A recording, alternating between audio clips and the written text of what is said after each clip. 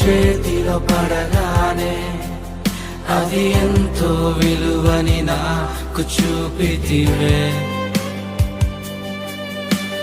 జీవమే లేని నాలోని జీవమును నింపుటకు నీ జీవితాన్నే తారబోసితివే.